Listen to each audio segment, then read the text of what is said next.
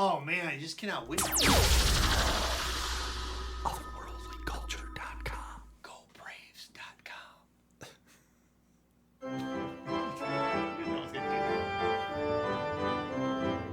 An umpire and a vampire square off week after week, reviewing movies outside their own strike zone. This week's movies, the 1987 Lost Boys and the 1974 The Longest Yard, starring Burt Reynolds, Jason Patric, Bernadette Peters, the two Coreys, Ray Nitschke, Kiefer Sutherland, and Jamie Gertz. Now two guys who know better than to eat Chinese food with vampires, Tim Kretschmann and Jeff Miller.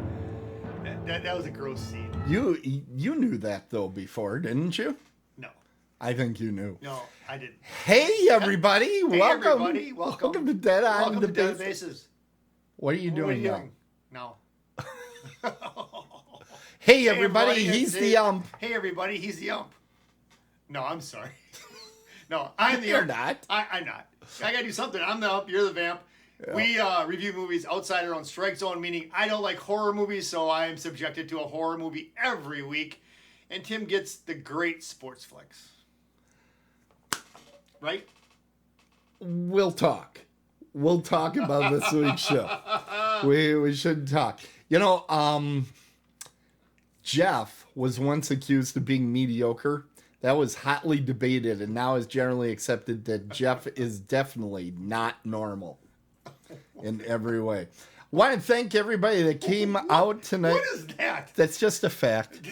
I like to start the show on a factual basis. Well, your facts are... It's something I like to do for the folks at home. That's good, though. People that don't know who we are. That's right.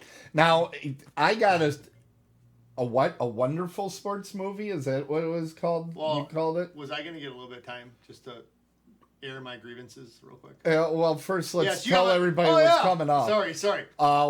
Yes. I'm going to be reviewing The Longest Yard. An awesome movie because, as you can see, Burt Reynolds he has chicken hands for feet, or chicken feet for hands. I mean, who's and Jeff's back. And I've got The Lost Boys from... the 80s. Yeah. From the 80s. It almost encapsulates the entire It does. decade. I can't wait to talk about it. I really can't. All right, Jeff, tell us about how much you love the Milwaukee Brewers. Okay, I do love the Milwaukee Brewers. That's goes without saying. But I'm not happy with, again, another season that goes down the toilet. Yeah, let's get Claus out. Oh yeah, let's make some money on Claus out. Why don't we work on winning some ball games? Now, here's what I have to say, and I'll make it quick, short, to the point, because we don't want this show to go too long, because I could talk the whole hour on this. Last week we went 90 minutes. I could talk the full 90 minutes on this, but here's the deal, okay? So... Hear me now. Talk to me later. So anyways, Craig Counsell's got to go. He can get you to the playoffs, but he can't get you any further than that. He tries to overthink everything. He tries to outthink the other managers. Obviously, these other managers are way smarter than him. They need to let him go. If he doesn't have his pitchers, he's nothing. And if the bats don't show up and he doesn't have pitching, he has nothing. Craig Counsell has to go. That's all I have to say. But one more thing. This whole thing about Corbin Burns. There we go. Thank you. Yeah. This whole thing about Corbin Burns not being able to pitch in Game 5. Now, let me just run this down. I can do this in a minute. I practiced. Okay. So, Craig Counsell comes out after Game 3 and says, you know what? Corbin is not going to pitch. We need to find a path to win this game. Okay, that's it. That was his whole press conference. That was pretty much it. The next day, Counsell comes out and says, you know, Corbin came to us after Game 1 and said he wants to pitch in Game 4 if he needs to, if we need him to. But, you know, he's just not there for him to start. Okay? If that was the case, Craig would have said after Game 3 that that's what Corbin Burns said. But he didn't say that. They had to concoct some malarkey, some story, some bamboozlement. Okay? All right. Now you watch the clip of Corbin Burns saying the same thing that Counsell said, and you can tell. You can tell in that video that that is a bad little lie, that it's not true. He doesn't even believe it himself. Because Charlie Morton, who started Game 1 the same day that Corbin started, is 37. Corbin Burns is 26. Charlie Morton pitched in Game 4. Corbin Burns didn't.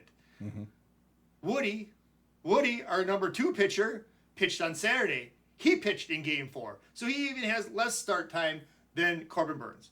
It's a bunch of crap. So, one thing here, if Corbin Burns is that weak, then you know what?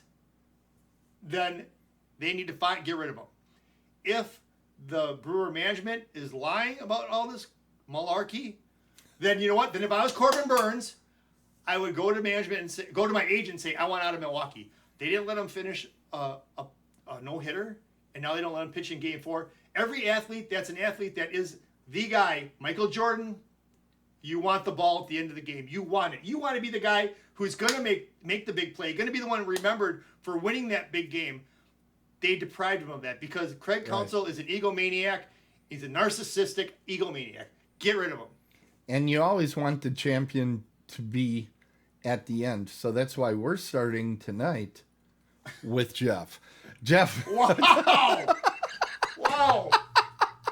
You gave me all the time to think of that. Tim, thank you. That was awesome. Tim, thank you for letting me get that. Thank you for letting me get that. You off my actually, chest. honest to God, I actually felt the air in the room kind of cleared up a little bit after you got that out. Thank you, Tim. It was getting a little stuffy in here.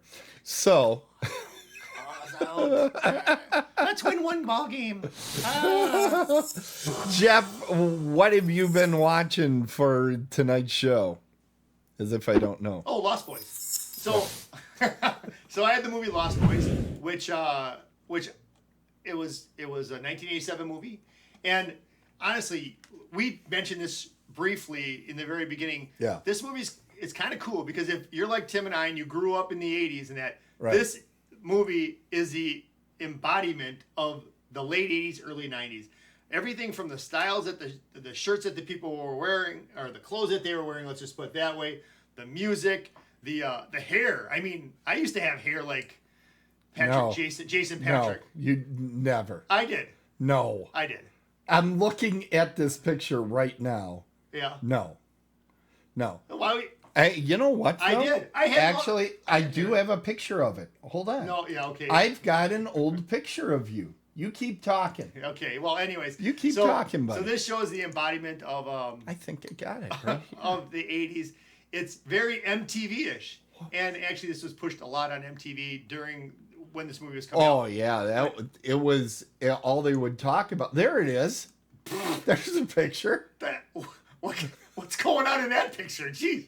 Yeah, that's when I had a lot of hair. That's the one that didn't work. Yeah, no, that's when I had a lot of hair. Then I got stopped doing the fro, and then I had hair more like what you just saw. Not like that. No. So anyways, it never happened. MTV. This is very MTV-ish. It's. Well, you know what I found interesting? What? Okay, this tells you exactly what time in sociology this happened, because the little brother mentions his older brother starts wearing an earring. Yep. Yeah.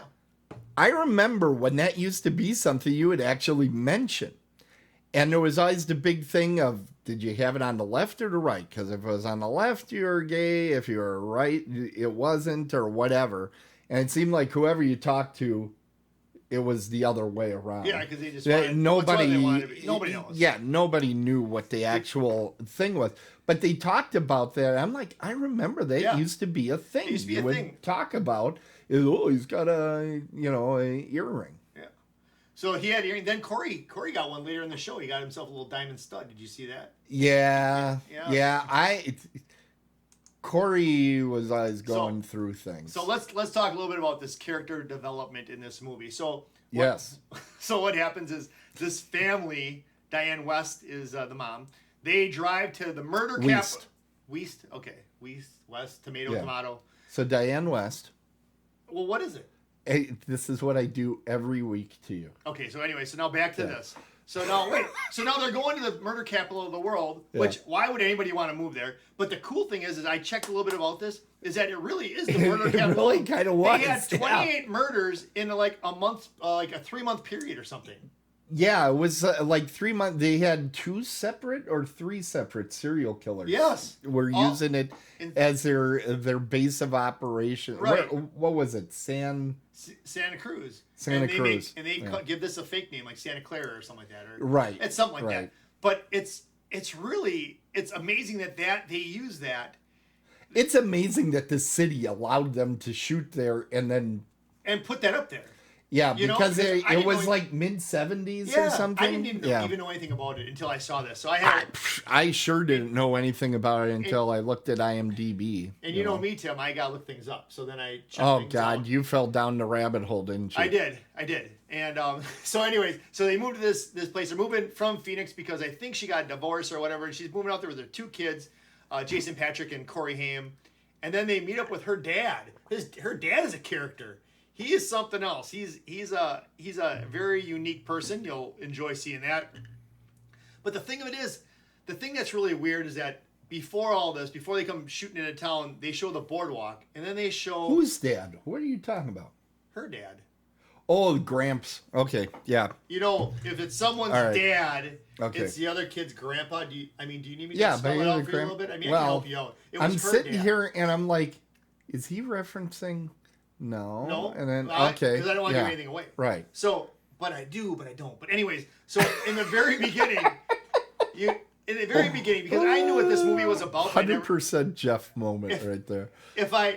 But anyways though, but listen, but you'll be amazed. Listen to me now, hear me later. Or talk to me later. Okay. Dream about me later or whatever. Anyways, but listen to this though, Tim. They all do. Listen to this, Tim. I am listening.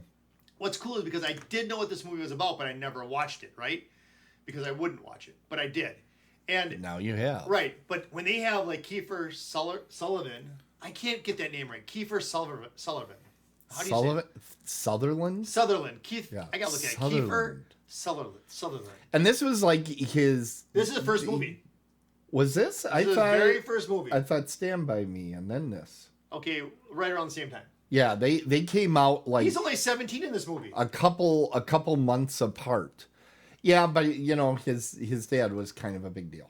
Yeah, and his dad actually played in another movie, in a Buffy the Vampire show as a vampire. Yes, he did. Very good. Yeah, you're scared now. You're scared about this trivia. So, anyways, so they show these guys shaking in my shoes. They're whipping around the boardwalk, and you're like, these guys are some shady guys. And you know what? You kind of know because you know this movie. What's going on? Well, it looks like Caitlin just followed us, so thank you, Caitlin. Yeah, thank you. We'll talk about you a little bit later on, but that's good. So now, hear me again. He didn't mean it in a mean way. No, in a good way. So anyways, I'll watch him. You know what? People are listening to this, and they're like, we don't even know what's going on yet. So yeah, they're on the boardwalk. that's the show. I know, but they're on the boardwalk, right? Yeah. And Kiefer and his buddies are they're bad people, and you can just tell that they are. And they walk into this like record store or some kind of electronic store, and the guy there says, I don't want you guys around here, you know. And you're like, okay, these guys must be causing havoc. And earlier, before this even, way before this, someone actually dies. I mean, something comes down and takes them and dies. I mean, so you're like, okay, you can put 2 and 2 together. If you have any kind of, you're like, these have got to be the vampires. So I kind of figured that. Come on, how are you not going to think that? Well, but the thing that... And you walk into the movie knowing it's about vampires. So, yeah, it's not subtle. And this is not a movie of subtlety. No, because it moves right along. Yeah. But the thing about it that I didn't really dig... Okay, so Jason Patrick goes and he sees this girl Star. He sees this girl. And he's like... He's obsessed. I mean, he just moved to this town, man. There's a lot of fish in the sea. You're going to go after the first one you see. What's this all about? I mean, well, it's Jamie Gertz. Yeah, but you know what? She is cute. She's just okay. She's not my cup of tea. Okay. All right, you've seen Jessica. Yes. Alba. Yes. Anyways, so back to... That's all part of your happy place, you know. Right. So back to... Could you imagine if she was in the movie? That would have improved the production value, but at that age that she was in 87. Stop it. She wasn't born yet. But if she was the vampire chick and I was Jason Patrick, yeah, I could see where you could get obsessed right away. But back to the show. So he gets obsessed. He goes to find her. But then Tim. Yeah. Okay, so then they go into their little cave. But then why is he so eager to like eat and drink the stuff. I mean, I don't get it. Oh, he wants to fit in. He's Why a would you new want to fit in kid with in these town. guys? He Why would you wants want to to fit fit in in. with them? What? Why? Why would you want to fit in with them? Just for her? Yeah. I don't know. And then when they trick him with the... You know what? This is coming from a guy that I know does stupid things for his wife. Who? Oh. Anyways. So first of all, so they go, here, have some. I know you do. So there you are. They're like, here, have some Chinese food. Where did they get the Chinese food from? It wasn't delivered. Well, not from China, if that's what you're saying. But, that's okay, where we get diseases from. No. So what I'm saying is they get it from the local Chinese place. They're at a boardwalk. Where They're did not they in the get it? middle of nowhere. I didn't see anybody carrying it on their motorcycles. Oh, my God. Anyways, so then he goes... It was delivered. They used DoorDash. Did they? Yeah. On their cell phone? Or they did what I did. Hey, Jeff, could you get something on the way over? So anyways, he grosses them out with some food, which was gross. That was a gross... I actually gagged. I had food in my mouth and I spit it out the same time he did. Because I couldn't... I'm like, what is this all about? Really? That's what it takes, huh? Yeah. Oh, man. Maggots and worms? Come on. So anyways... This is good information, folks. So anyways, but then the cool thing is that they're in this like abandoned hotel that fell into this fault during an earthquake that happened in like 1904, right? Right. I paid attention. Yeah, you But do. it's cool because how did they get the Doors picture up there? Picture of Jim Morrison. I mean, that wouldn't have been there in 1904. No, what would have happened, because they're vampires. Yeah. They've been around forever. They accumulate You know things. what? I didn't think about Look that. in your basement. I I'm sure there's stuff that wasn't there when you first bought the place, right? You know what? You're I right. just spend a lot of time in my basement, and there's a lot of crap in there that needs to go. So, that's right, because they live forever, but they never age. Right. So hey, would that little kid have been a little kid vampire? Right. He would never have got any older? Well, that's kind of Correct. crappy. That's kind of crappy. That's kind of dumb. Yeah. Well, Why would they want to turn a little kid into a vampire? because they're evil. Did you not figure out they were evil? Well, they gave you enough little hints. They were kind of evil. So then what happens is that... So then back to the story without giving anything away. So what actually, were No. you surprised there wasn't more of a body count? I mean, there really isn't a big body count in this one. I know, but I didn't. I mean, that's why I think I was I was all right with this. So He survived it. So anyways, and then in the body counts that there are, you really don't see anything happen. So it's just No, like you whatever. don't. But Yeah. so then Corey Heyman's like, hey man, something's going on with my brother. I can't tell you how that happened, but something's going on. He's like, I don't know. So he goes and meets up with the Frog Brothers. But you want to hear something I picked up on the Frog Brothers? Yeah. When they said do. that their names were Edgar Allan, I'm like, that's got to be something for Edgar Allan Poe. And you know who was right? This guy right here. I picked up on Guy that. with the thumbs. Yeah, that too. But I picked up on that. So these two eccentric brothers, they run a comic book store, but they're also vampire killers. So you can By night. That's their side hustle. Yeah, they're a side hustle. I like that. Yeah, they're And this is where Corey Haim is the younger brother. Yeah. And he met up. Corey Feldman is Yep. one of the Frog brothers. Edgar, right? I think he's Edgar. And Edgar Frog. this is the first movie that had the two Coreys. And they went on to make, I don't know, 5-6 movies together, something like that. Yeah. And they were best friends in real life up until Corey Haim did way too many drugs and killed himself. Oh, I didn't know But that. I thought they were both alive. I would say 12 years ago, maybe he OD'd. Oof. And in spectacular fashion. Okay. Well, My brother don't read have to go into the bio. He'll put it up here for us. So then, but all right. So again, they did some movies, but Yeah, they did. like during this movie though, the cool thing is like when they weren't on set, they were out playing video games. They were hanging out. That's how they got to. Well, got to they be were good too friends. young to hang out with like Kiefer and those But guys, Corey right? Feldman came to the set. They fired him because he was doing cocaine. He was doing cocaine. Think about how young are you doing cocaine? Okay, we got it. Haim died in 2010, so 11 years Wow, it's a ago. long time ago. I wasn't too far off. Wow. I'm Yeah, impressed. that was the year the Packers Hold won on. their last Hold on. Super Bowl. Give myself a point. Well, that was the last time the Packers won a Super Bowl. Okay. All right, stop it. So anyway, You're scaring Claire. Holy cow! What just happened? I don't know, but so anyway, so back thank to you, Drummel9320. We got another new follower. There we go. It's exciting. That's amazing. So, anyways, so back to me. You distracted Jeff. Back to me. So, anyways, so he gets the Coreys he gets the Frog Brothers. The Frog Brothers help him out. There's a lot of stuff that goes on. I don't want to really give it away because this is a decent movie to watch. This is a decent. It's fun. It's a fun. It's not fun. You're not going to be laughing. Yes, it is. Fun. No. Oh, what a blast. They tried to put some like catchphrases in there and that. I caught that. I'm like, okay, I have a discussion question for this film, and for me, I don't think we'll be spoiling anything. Okay, good. The Frog Brothers, they come on the screen, and they give like a tough guy. Yes. They give off tough guy. When the vampires arrive, not always. Now, are they brave or not? Because they know what these things are, and they still enter the situation. I think they're dumb. I think they're dumb. I do. I think they got. I can't say a whole lot. I got to be careful. Right. They're very braggadocious, very like yes. But then when it comes down to it, get out the cave. Yeah. Get out my way. Yeah. So anyway, this movie, it has a twist in there. I have to admit this without giving anything away. Yeah. I figured out the twist before I got to it. Way before. Yeah, they give you some ideas, but you could go a couple different ways. They throw you off. They throw you off. Yeah. But then it comes back to it, and I'm like... And it makes sense still. Yes. And I was going to put that in my open, but I'm like, no. So anyways, as far as this movie is concerned... Huh?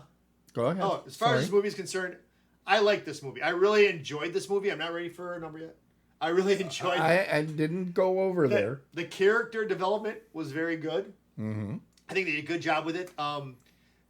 It didn't scare you so much that you soiled your pants. That's always an important thing. The effects were pretty cool. The special effects, they're all right. No, you don't need to put that up. There's no sense of. Hey, look at this. Transylvania Athletic Department. So this is a real university. I was there. Yeah, I went there. Oh, I know I didn't go to school there. Okay. But on my way you got lost sometime and you were a lost boy. My buddy John and I, we went to Bristol, Tennessee. We drove there for a NASCAR race, but we stopped in Kentucky, and in Lexington, Kentucky, there's Transylvania University. It's a private university. A couple quick notes.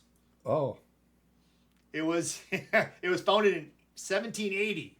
1780. So that was I know. 25 years after I first turned. Yeah. There you go. It was the first university in Kentucky. So anybody going on Jeopardy, you'll know that. Mm-hmm. And their motto is, "In that light we pass, on the light." And my motto when I'm on a bike is when I pass, I go on the right. Thank you. Thank you. That's great. Now, but the video store owner, or was he... Edward?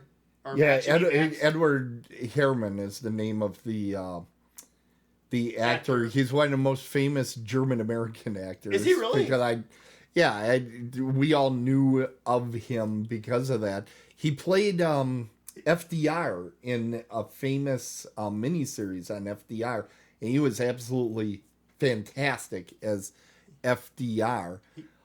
He was on the Gilmore Girls. Didn't know that. Yeah, he was on the Gilmore Girls, and his familiar was named Thorn, the dog. Yep. So I'm gonna ask this question: Gramps, had a dog.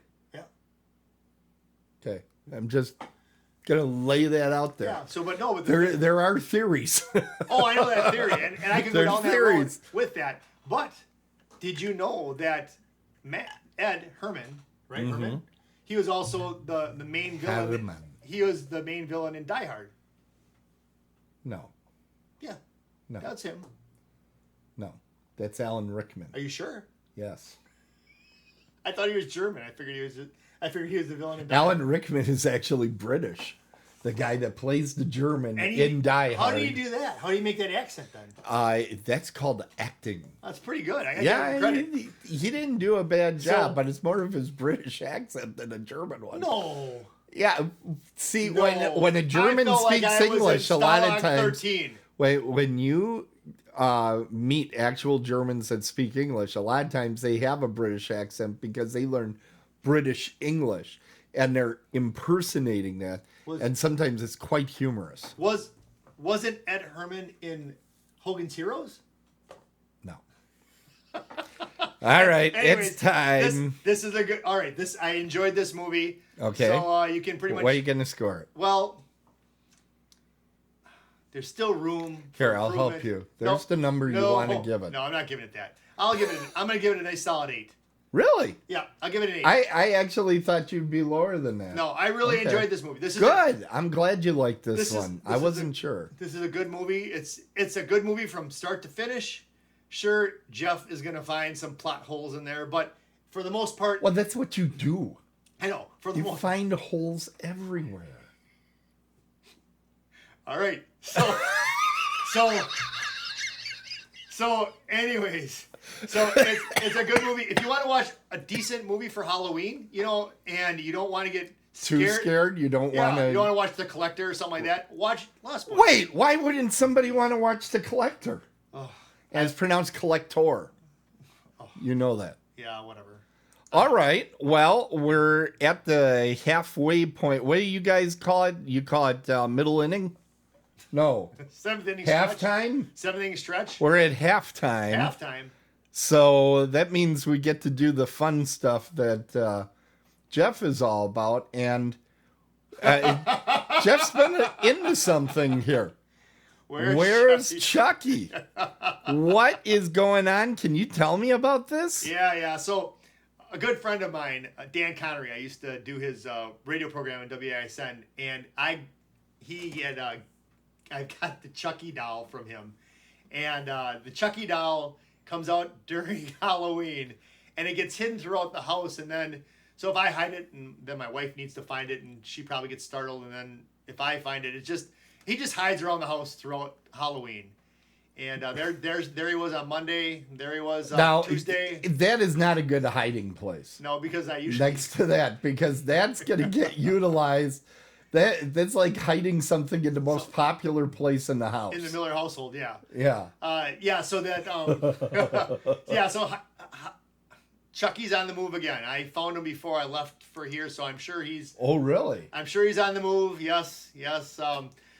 The best one was I actually hit him in the toilet, and you did what? I hit him in the toilet so my wife don't. Did he swim up and get a hold of something? No, he was standing in there, so I had him standing in there, and my wife opened it up, and there was his head. Oh my God! That was the best one. That was great. Oh my God! And that was one of the first ones before she realized Chucky was going to be on the move throughout the month. Well, she knows now. Yeah. She knows now. Yeah, she went. Yeah, it was a good time. But yeah, so Chucky's still on the move at my house. I've got another, 17 days of it? Wow. Yeah. 17 days. Yep, he's got to stay in the house. I put him in. He's got to stay in the house. Yeah, because I put it in my wife's. You realize it's a serial killer. He isn't going to follow rules. He jumped in my wife's car one morning, and that was the last straw. She says he's got to stay in the house. I said, all right. Yeah, because you were cheating. Well, we didn't make the rules at that time. Hey, you know what else is coming up? What? Soon? Halloween. Yes! Horror Realm. Hot damn. Horror Realm. That's right. We got Horror Realm is coming up in 35 days. Yes. And it'll be at the Crown Plaza in Pittsburgh. Can you believe it's 35 days? Holy cow. Yes, that's going to be awesome. And the way that Jeff drives will probably go backwards in time because he goes so fast. Yeah, that makes no sense, but okay. It's true. Would I lie to you, buddy? How would it go back? Oh, backward. I get it. Yeah. So, anyways, but no, put up who the new people are. Bai Ling is going to be there. I don't have that. Okay, right here. Thank you for calling me out on what I don't have. Folks, if you're going out there, you'll see us, of course. But that's the main thing. But now Deborah Foreman canceled, which I almost decided to cancel myself. But then I heard Bai Ling is going to be there, It's going to be wild. It's going to be out of hand. It's going to be completely It's going to be out, and we hand. have a new surprise for out there. We do. We've got a game that you can play. We've got stuff, merch. Yeah, I'm not ready to put that out there yet. I know. I can tell them. But you know what it is time for? I can put the carrot out there. Wait, where's my hand? Oh, put the carrot out there. How about I press this button? We will return you to the regularly scheduled program in just a moment. But first, Let's make some merch money. Dead on the Bases has You heard us right. You heard us develop the product online. You saw how the elements came together. You heard it all become the juggernaut of awesome you know today. We have Dead on the Bases merch. Get this high-quality, durable garment at our store or a fine partner location. Get our classic and classy tees that really shine, worn out on their own, paired with some chinos or a pair of jeans. This is for sure your new favorite tee, and it's also your significant other's new favorite tee. Made with a super soft blend of ring-spun cotton and polyester to help the shirt keep its shape, as it will soon be the shirt you wear for all occasions. And what else do we have coming in the line? I'm thinking about getting coasters, and I'm thinking about getting tumblers, like Yetis. I don't know, man. I think we got a market going. I don't know. As always, Jeff, you are so right. Get this fabulous product now at a location near you. Dead on the Bases. Yes. When you care. And when you are. Open it up, Mosquito style. You gotta love the Red Owl. It's good times. Red Owl. Does that get longer every week? It seems like it. It seems like we got so much cool stuff coming. And you just got a review on the shirt.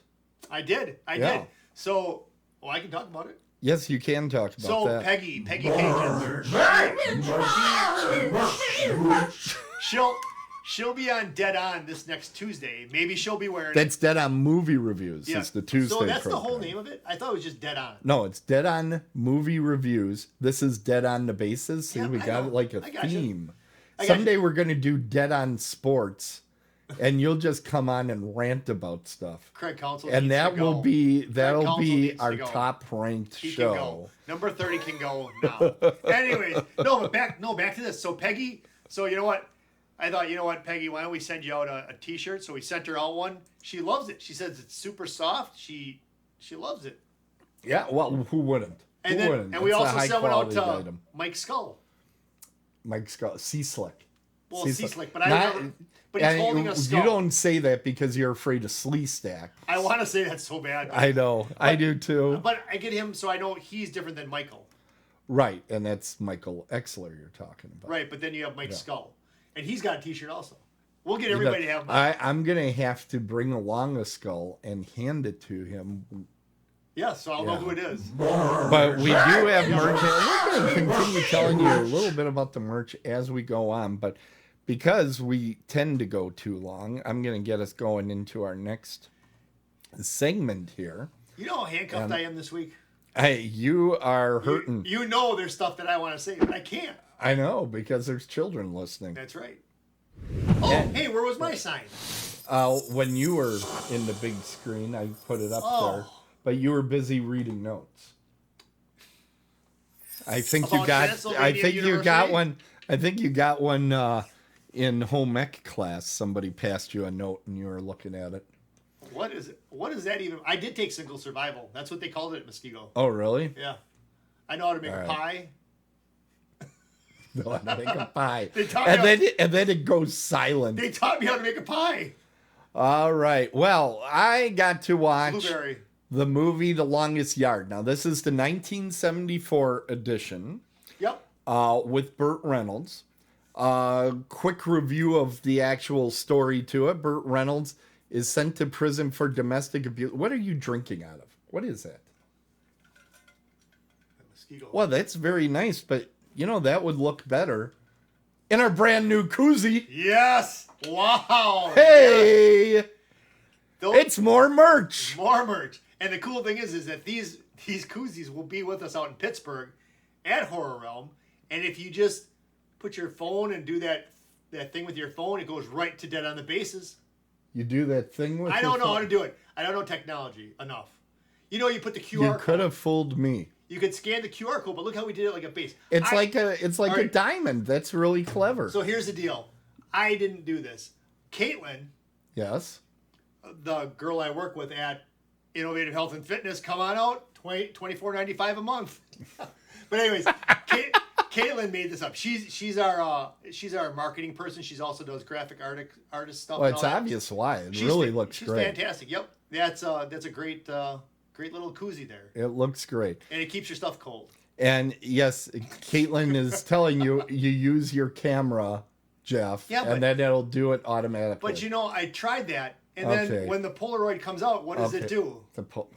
I don't understand. If I take it with my Polaroid camera, it just shows me a picture of the same thing. Hey, I got a great idea. Why don't I start a podcast with a guy that thinks it's a Polaroid? Yeah, okay. Well, I mean, with your camera, that's the kind of camera I have. You'll see it at Horror Realm. November 19th. I saw him winding the film in his camera. Anyway, Burt Reynolds is sent to prison for domestic abuse, grand theft auto, and resisting arrest. Wow. He deserves to go to prison. I'm sorry. He should go to the chair. Yeah. When he arrived, actually, he was a jerk. Okay? He was beyond jerk. He is slapping that woman around a lot. Wow. And she isn't a nice person, no question. Oh, he wanted a grilled cheese sandwich. Holy cow. Yeah. He look, well, just look at this picture here. Doesn't he look pretty jerkish on that picture even? He looks pretty egotistical. There's something wrong with his fingers. When he arrives, he is asked to coach the prison football team. One of the things I really like in this movie is when they finally get to the game, and the game takes fully half the movie runtime. It's like half of the movie.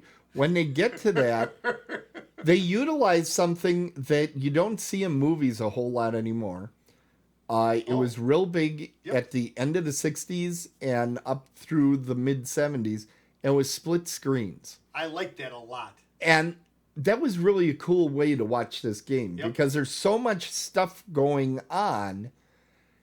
Now, I know why they don't do it too much, because you have to, if you have 3 things going on the screen, that means you got to record 3 times more stuff to put up on the screen.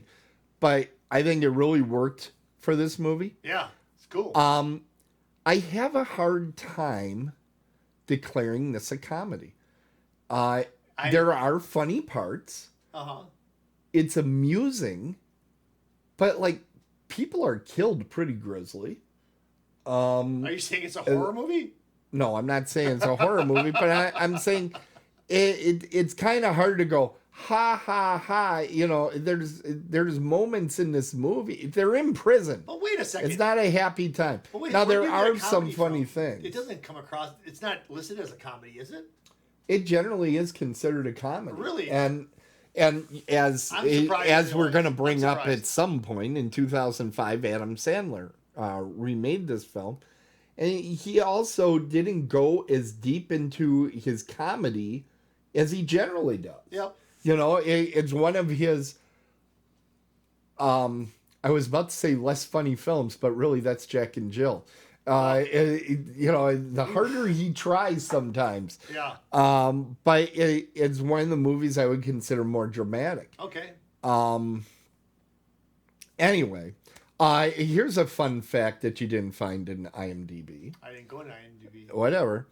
Michael Fox. Yep. Is the name of the commentator that does all the commenting. That is the guy. That is the reason Michael J. Fox had to put a J in his name. I didn't know that. Because he could not be Michael Fox. There's a rule in the Actors Guild or whatever that you can't have the exact same name as somebody else. I think we're about 50 years to, there's going to be a lot of monikers and nicknames and that sort of stuff going, because there's only so many Harry Jones that you can put out there.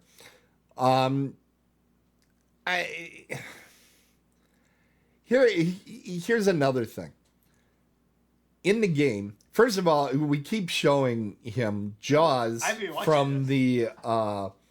from the James Bond movies, which we learned just recently that James Bond is a Halloween movie because they released it right around Halloween. But Richard Keel, he's in this movie. He's probably the funniest character to me because he's this big giant, and he sometimes is crying because he got hurt, and he's just playing against his type. But okay, they're playing the game. How do they indicate the beginning of the game and the ends of the quarters and the They don't do that halftime? anymore. With a gun. With a gun. They're playing on the grounds of a prison.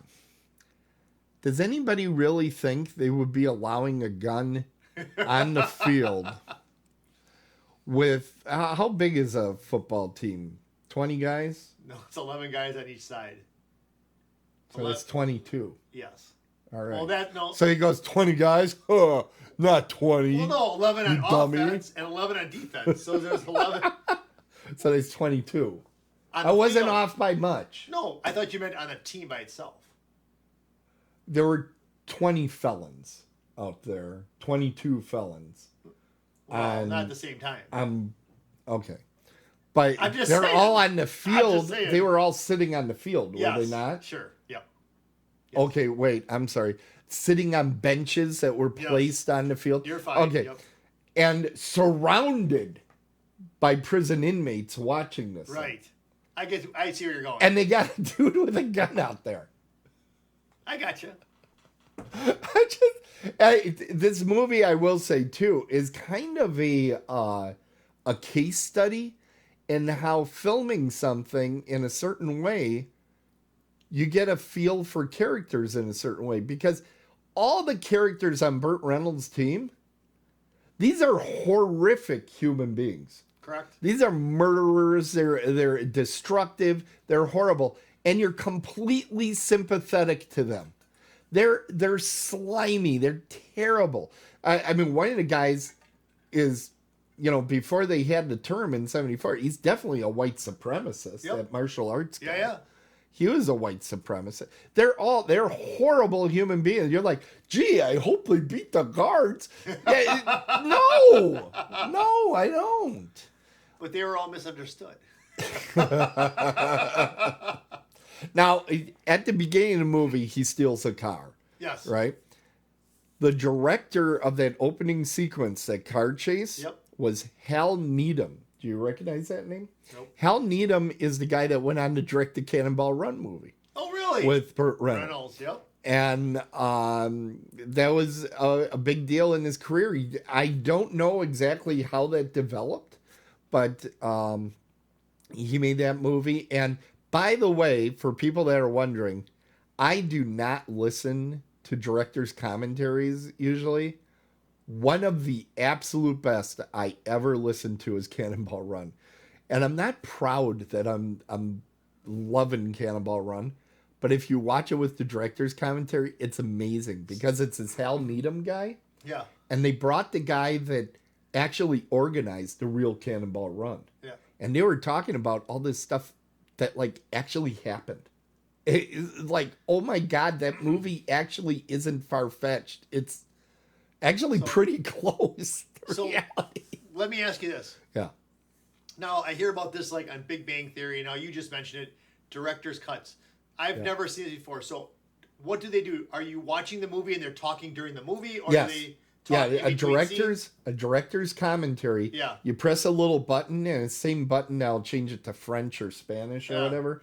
You hit it one time, it'll be the director talking about when I made this movie. I know, but is the movie going on behind it? The movie's going on behind it. He's commenting on what he's seen. So for 2 hours they're talking? By the way, for 2 hours. Oh my God. Unless it is Big Trouble in Little China, which is my other favorite director's commentary of all time, because it's just John Carpenter and Kurt Russell in a room, and they must have been just drinking beers and talking to each other about everything except for the movie that was on the screen. It was so funny. It's like, and those guys get paid to do these director's commentaries. So you'd say watch the director's try it one time. On right? Cannonball Run, you lose nothing because that movie's so silly. You know, you're going to enjoy the movie anyway. Jackie Chan's in that. But yes, that's one of the first. It's a young Jackie Chan. One of the first appearances in the West that he made. He was already a huge star in Hong Kong by that time. D-Mark. Not that I know anything about Jackie Chan. Anyway. What is key for this movie? Sure. Absolutely key is that Burt Reynolds is the type of actor that can be a total pain in the ass for Clara. Yep.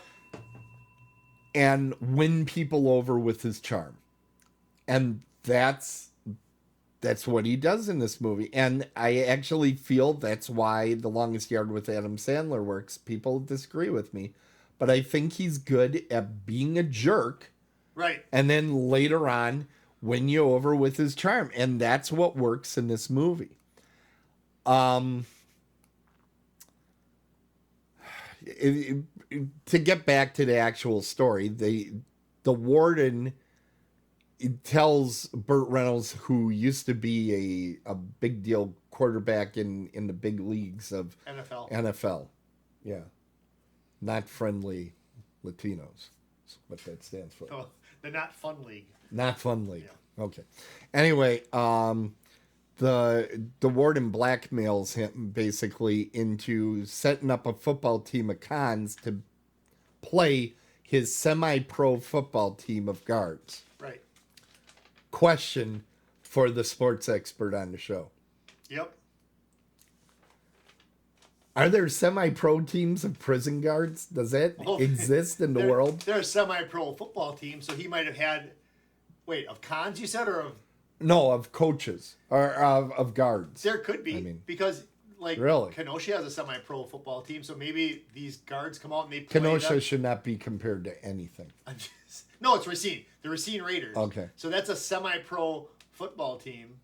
And so I don't know, maybe some prisons have, I don't know. It looked like that arena had, I have no idea. that stadium Yeah. had what, 20,000 people in that Yeah. thing?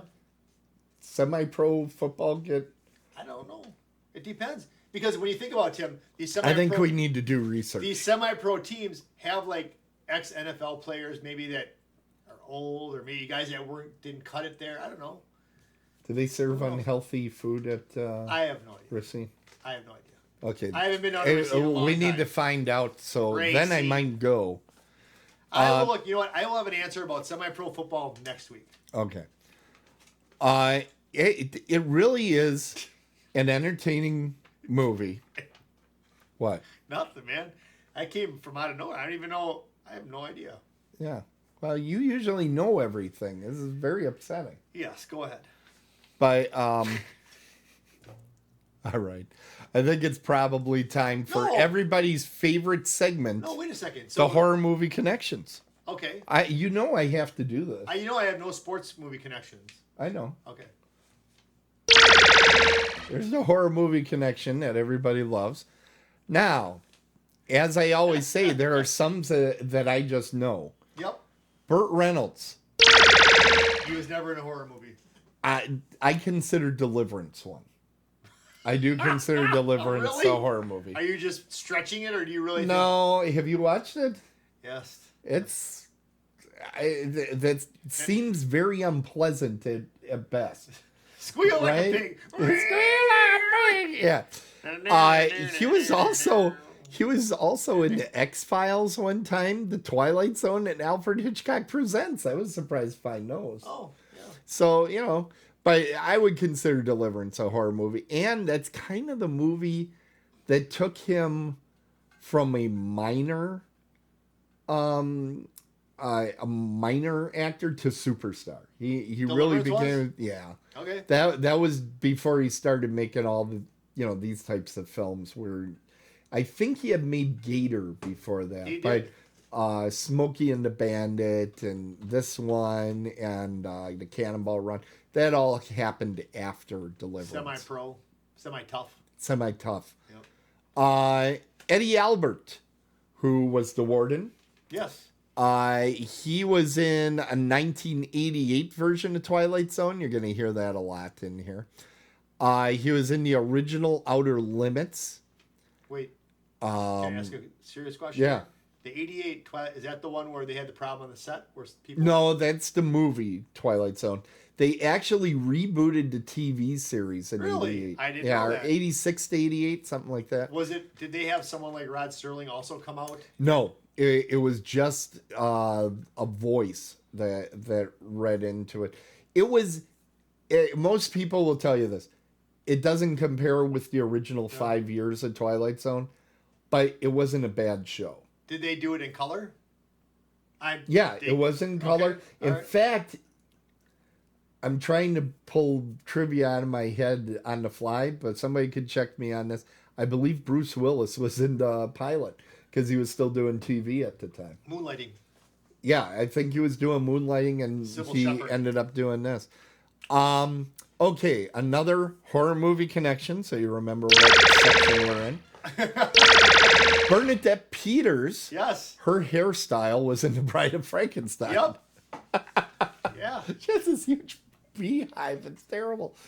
Robert Aldridge, the director of this movie, also directed the two horror movies that were considered like crone horror. Crone horror. Whatever Happened to Baby Jane and Hush Hush Sweet Charlotte. Two movies with Betty Davis in it, and then Joan Crawford was also in Whatever Happened to Baby Jane. And he directed those. Those are probably, with the exception of this film, maybe probably his most famous films. Then you have Mike Conrad. He's the guy that played the older coach that was helping out. Yeah. You might have recognized him. He's best known for Hill Street Blues. He was one of the cops. I think he was the guy that ran the opening, where they talked to everybody at the desk. Sergeant, yeah. Well, he had a role in Blackula Scream, believe it or not. I was shocked when I found that one. Man, I'm telling you do some really great I look. Now, Ed Lauder. Ed Lauder is the guy that played the lead guard. Knauer? Yeah, I think that was his name. Yeah, the one who was the quarterback on the other side. And he's bald. And who pulls the gun at the end, Knauer? Yeah.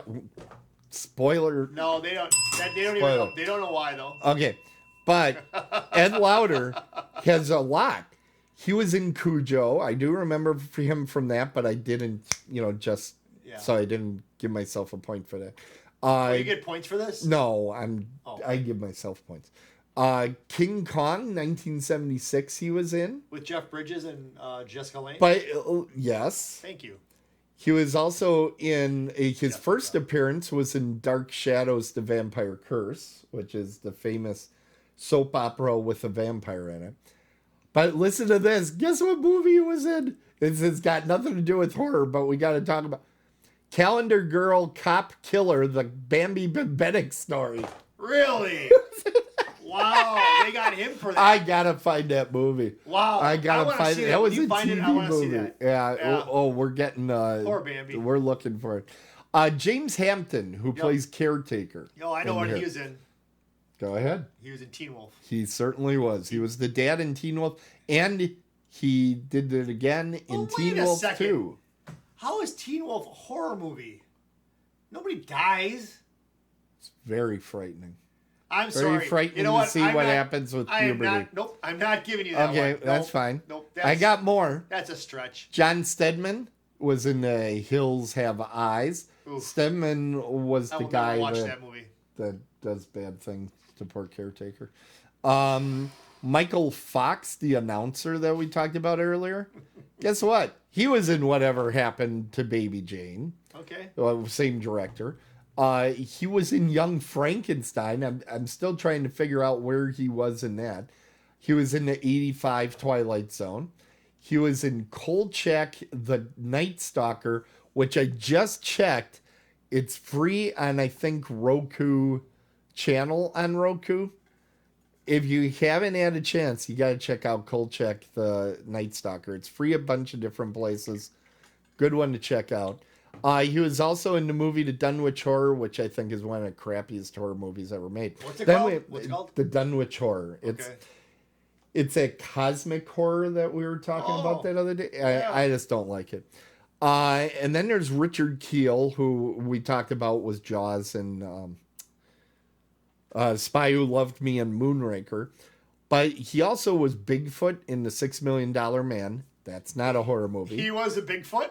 He was the Bigfoot. He was the one dressed up as Bigfoot. But he also played 2 different monsters on Kolchak, the Night Stalker that I just talked about. Really? Yeah. Huh. And Kolchak, the Night Stalker is a good horror comedy, and it's great for this time of year. It's a little bit funny, but it stars the guy that played the dad in The Christmas Story. I don't know who you're talking about. Yeah. Darren McGavin is Kolchak. So it's a good show. You should check it out. Particularly like the first couple of episodes, you'll get hooked. Really? And Richard Keel also played a monster on The Monkees. He was just the gigantic guy that was in all the suits at that time when they had a monster suit. They're like, hire Richard Keel. He's big and scary. So they would bring him in. Now, here's the thing I didn't tell you. Almost, I think it's 6 of these actors I just did a rundown on. As I was going through their IMDb's, they all shared a credit on the TV show Love American Style. Wow. I was like, holy cow. You couldn't have been a celebrity in the 70s without getting on Love American Style. Connect the dots. And I've tried watching, I've got a bunch of them on tape of Love American Style. That's where I'm going to say I'm a scaredy cat. It's bad. But is it bad because we're so used to the production of TV shows now? I don't know. Seriously, and I'm being serious. The mindset. I wonder if it's that I'm just like, oh my God, I see this joke coming a mile away. Could they just get to it? Yeah. Now, one of the guys I didn't talk about, and he hasn't any horror movie credits, is this one guy from Green Bay that was kind of a big deal. Ray Nitschke. And he actually has quite a bit to do in this movie. He does. I was surprised because I thought, okay, he's just going to be the big palooka standing in the background. He's actually one of the guards you know more about than any of the other guards. I would say he's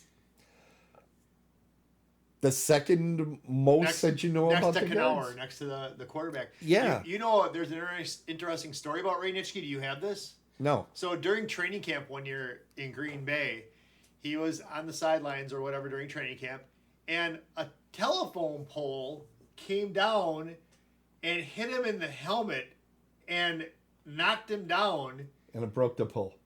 No, but the helmet's got the spike in it or whatever, and he lived obviously, but the helmet saved his life. I mean, a telephone pole knocked this guy down. He was alive to tell the story. But you got something factually incorrect. They're not called telephone poles. They're called utility poles. Okay, utility poles. Well, where do the telephone lines go?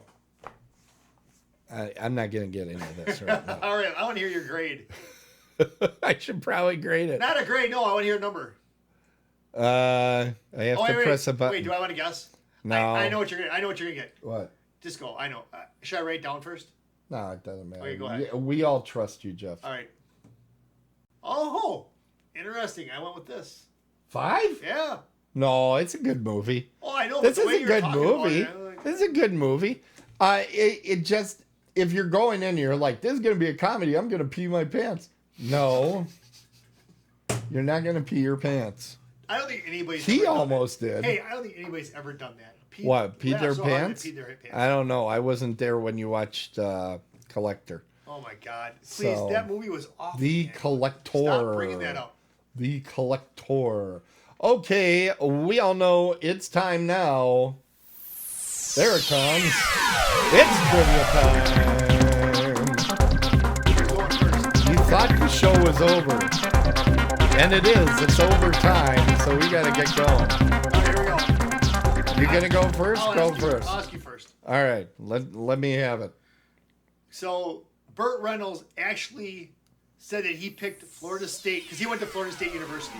Yeah. Burt Reynolds, and he played football there. Burt Reynolds actually said he picked Florida State University over Alabama when he found out how many women were enrolled at Florida State. Okay. Burt Reynolds' brother is the player wearing black jersey number 65, seen running beside Reynolds in the final scene. So that's his brother. Okay. And the third question, the role of Paul Crewe, played by Burt Reynolds, was originally cast for O.J. Simpson, the NFL's leading rusher that year, but he had already signed to play Harry Jaegman alongside Steve McQueen in The Towering Inferno, which also came out in 1975. It was directed by Irwin Allen. Okay. So either he went to FSU because of women, his brother was in the scene with him in the final scene, running next to him, and O.J. Simpson was originally cast as Paul Crewe. I think the brother one is true because it sounds like something Burt Reynolds would do. So it's between O.J. Simpson and what was the first one? Burt Reynolds actually picked FSU over Alabama when he I'm gonna pick that one because I'm hoping it's not true. So I'm gonna say the false one is Florida State. Oh. Sorry, man. Yeah, that's actually true. That's an actual true statement. So then it's O.J. Simpson? Yeah, O.J. Simpson was never considered for this movie. I kind of suspected But it, you know but what, it was crazy enough that it might have been I true. weaved it pretty well, didn't I? Because Yeah. another movie came out, Towering Inferno. I figure Tim knows Towering Inferno, so he's going to be like, yeah, okay. NFL player playing a football role. There you go, people. That's how you throw I thought zero. O.J. Simpson played baseball, but whatever. Okay. Actually, I hear he's really good with knives. Too soon. Too soon. Oh, no, All right. Never too soon. Letter A. Yes, Letter A. let's go. Director Joel Schumacher made 2 Batman films later in his career. He made my favorite, Batman Forever, which had Val Kilmer in it. And then he did the publicly derided Batman and Robin with George Clooney. Okay. It was later learned that Schumacher agreed to making The Lost Boys and the Batman movies because he had a thing for bats. I'll say on that one. B. Jeffrey Boehm, who is one of the screenwriters on the film, also helped write a few Lethal Weapon films, which were directed by Richard Donner, who produced this film and originally was slated to direct it. Oh. All right. Okay? So you gotta think, does this movie kind of remind me of a Lethal Weapon movie? All right. Okay. Next one. Yeah, you didn't spoil this. In 1987, the soundtrack to The Lost Boys never was #1 on Billboard, but the soundtrack to La Bamba was for a few weeks. This is despite that the Lost Boys album had hits by In Excess, Lou Gramm, Roger Daltrey, Echo and the Bunnymen, and the G. Tom Mack hit Cry Little Sister that I told you about. Yeah. So, basically it comes to which one is false. Director Schumacher had a thing for bats. One of the screenwriters also went on to write the Lethal Weapon films. And the soundtrack to The Lost Boys never made it to #1 in 1987. Okay, I just want to give a little tidbit here before I give you my answer and get another 5 points. Yeah. In the movie Lost Boys, when they're down in their little cave hotel, Right. there's a poster of Jim Morrison, Right. and there's also a poster of Echo and the Bunnymen, Right. because they're the ones who actually sing "People Are Strange" during the movie. Yeah. All right, so the answer to this question is the one that's false. The one that's false. Is it's going to be? Oh man, you know, I want to Describe go. it. I want to go with A, but then I want to go with C because it was such a big MTV thing. Did they push it? Did they push it? You know what? It's going to be A is false. A is false is what you're saying. A is false. You don't want to change your Nope, mind. A is false. Now you're feeling good about A it. is false. Bastard. Yes! You got one of your friends in the chat room today, so you can finally win one here. Oh, come on. And get some trivia. Wait, yeah, wait, it is true. Wait, you see how many I won. Forget it. Now, I'm going to tell you some of them I didn't use. Yep. Since I got them here. Yeah. Vampires are not allowed on MTV, but Alex Winter was. He was one of the guys. He's Bill S. Preston from Bill and Ted. Yeah, he was one of the vampires. Yeah. He was the star of an MTV show called The Idiot Box in 1991 on MTV. And then Dwayne, who was portrayed by Billy Wirth. He's the guy that screws around with the bow and arrow late in the movie. The other frog boy? Yeah. He has the dark hair. Yeah. He was once a contestant on American Gladiators around the exact same time this movie came out. And I actually saw him on American Gladiators. That's not true. Right after this movie came out. No, it's true. What? He was a little scrawny guy. I should have used that one. Yeah, he wasn't scrawny. One of the Frog Brothers? No, not the Frog Brothers. Oh, see, I would have thought... The taller Lost Boy guy. No, then I would have got it right, but I didn't get it right because I would have thought... Yeah, he was a Native American guy. Oh. Yeah. You look at him, he's like, this is a big bad guy here. I want to see that scoreboard, Tim, because I want to see all the number fives I have. Maybe, you know what? Maybe we'll skip the scoreboard this week. Let's just see this. Look at that. Oh, wow, we got an explosion. Did somebody say hi? Yeah, see you well. I don't know. Well, but look Something at that. happened. No, put another 5 up there. What I've 5? got points every week. I don't think you got 5. Did you get 5? Yep. Okay. Jeff got the 5. I got a Zippo. Yeah. Yeah, you got that 6. That pisses me off. The sports movie, right. I gave it a 7. 7, yep. Yeah. And then you gave the horror movie an 8, I think. An 8, wasn't yep. it? Wow. Yeah.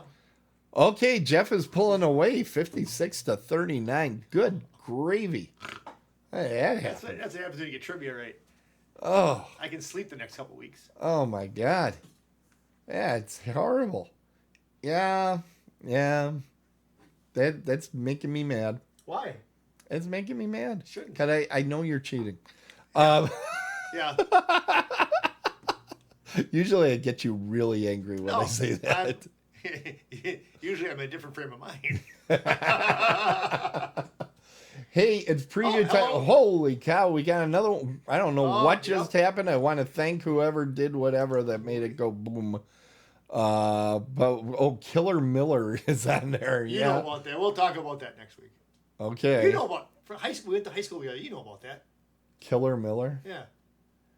Yeah, we'll talk about it next week. Okay. Let's take a look at what's coming up next week. That, do you? Okay. No, I don't. Okay. Next week, what do we got? How come there's no music? I'm pressing the button. How come there's no music? I know, Unbelievable. I know what movie is next week, and I'm got not a looking problem forward with to it. this thing. Now let's go. There we go. Next week, I already know what I have. Do it. I got Trick or Treat. Well, I should tell you. No, I gave Tim Hoosiers. Hoosiers is a great movie. Good movie about Indiana basketball, Indiana State basketball. And great actor, Gene Hackman. Yeah. I'm really looking forward to Hoosiers. Did you ever see that? Yes, I've seen it. I don't know. I'm a student of film, and I've been around since 1643. Tim, I haven't seen any of these movies that you have. I know. I'm amazed because this is a huge movie, Trick or Treat. All the young people are seeing this movie. Trick or Treat is an anthology film. That means there's multiple stories within the same. Are they connected to each other? They are. And it's really interesting how they put this movie together. I've actually heard you and your cohorts from Pittsburgh talk about this movie. Peggy says this is a good movie for the Halloween season. Michael has said it. So I guess I got to give it a chance. It is excellent. I think I'm going to make a prediction that... see you next week. Look at that. Yeah. And that's October 21st. We're doing that show.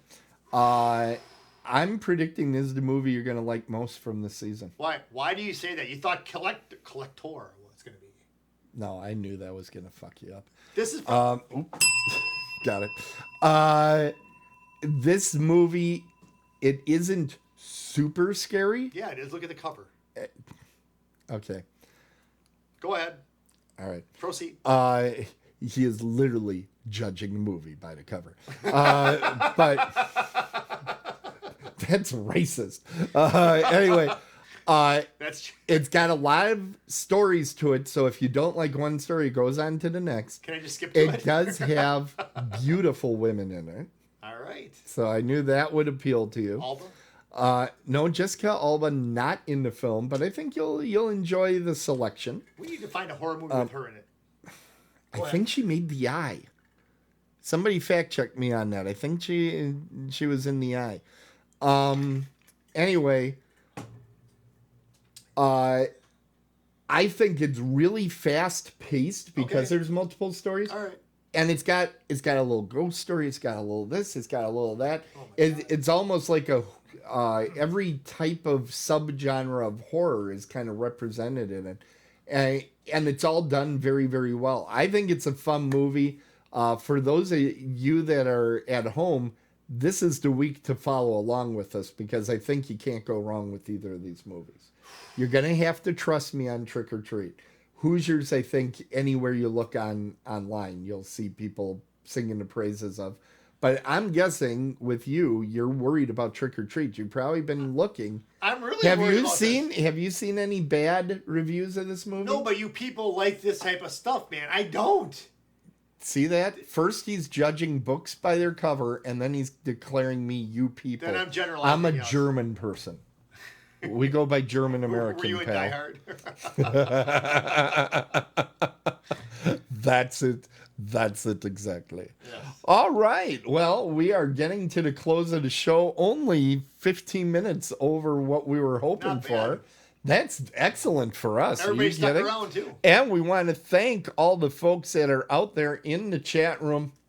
Obviously, we can't respond a lot while we're doing the show because, let's face it, we've all watched Jeff. And, he can't take the distraction. I was right. The Eye was one that Alva was in, and Idle Hands. Idle Hands, I think you would really enjoy. Let's do it. The Eye, I don't know anybody that's enjoyed. Oh, good. Spatula City is being pushed. All right. It's time to close the crypt and call the game.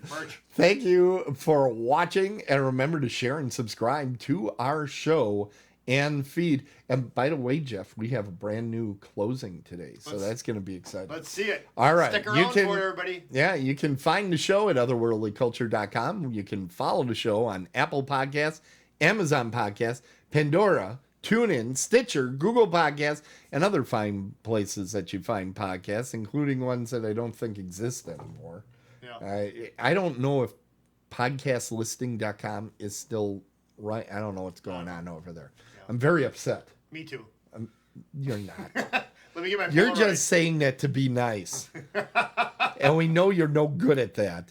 All right. So I want to thank everybody once again for coming out. And as we say at the end of every show, and you will see on T-shirts all around town if you go out to Pittsburgh with us. Fire Craig Council. No, it doesn't say that. Jeff says that. No, go ahead. You don't even have to prompt him.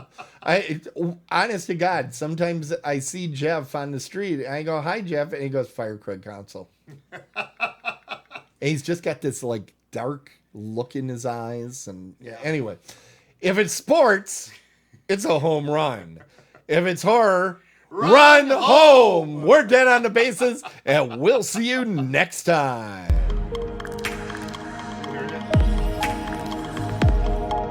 Covered by all that stuff. Look at that. Otherworldlyculture.com. There's our music in there. So now, see, they got the pennants. See, this is your side. This is the baseball. Now things are going to get better. See how things are getting better already? No, I'm starting All here. those people out of there. Middle of the fire. Oh, yeah. And here's Jeff. He's putting Craig Console right in there. Look at this. All right, everybody. We're dead on the bases. Thanks so much for coming out today. We really appreciate it. Next